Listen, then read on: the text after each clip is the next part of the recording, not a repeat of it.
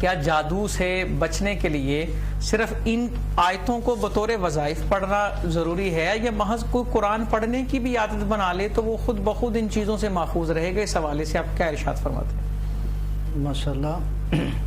بڑی ہی خوبصورت آپ نے بات ارشاد فرمایا اس والے سے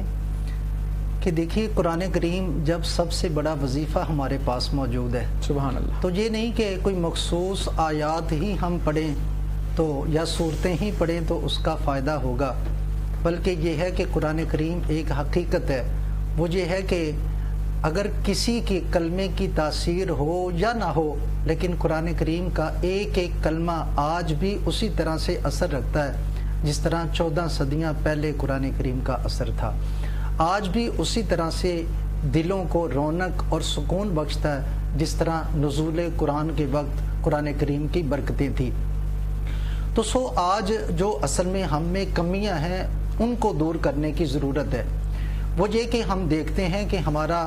تھوڑا ہم اپنے ماضی کی طرف چلے جائیں تو ہمارے گھروں کا یہ طریقہ تھا کہ مائیں بزرگ نماز فجر ادا کرنی ہے، اس کے بعد قرآن کریم بلند آواز سے گھر میں بیٹھ کے پڑھنا ہے کہ گلی سے گزرنے والا بھی قرآن کی تلاوت سنتا تھا۔ تو آپ دیکھیے کہ قرآن کریم کے الفاظ کی آواز جہاں تک جاتی ہے کیا شیاطین سارے کے سارے دوڑ نہیں جاتے ہیں؟ پھر جس گھر میں اللہ کے قرآن کی تلاوت ہو بھلا وہاں شیاطین کا کیا کام ہو سکتا ہے؟ ہمیشہ دیکھیے کہ ایسی جو چیزیں ہوتی ہیں وہ گھر تلاش کرتی ہیں کہ جو گھر ہنستے بستے نہیں ہوتے، آبادی نہیں ہوتی، یہ غیر آباد جگہوں کو تلاش کرتے ہیں۔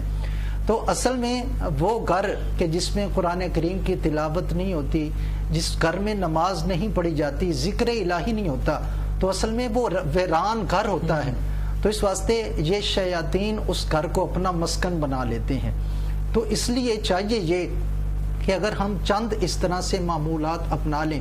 دیکھیے ہمارے نبی کریم صلی اللہ علیہ وسلم کی اس قدر پیاری سیرت ہے اور تعلیمات ہیں کہ ہم اٹھتے ہیں تو کیا دعا پڑھنی ہے وہ ہمارے نبی کی سیرت رہنمائی کرتی ہے، سونا ہے ہم نے تو کون سی دعا پڑھ کے سونا ہے یہ ہماری شریعت رہنمائی کرتی ہے۔ اسی طرح سے یہ کتنا خوبصورت عمل ہے کہ نبی کریم صلی اللہ علیہ وسلم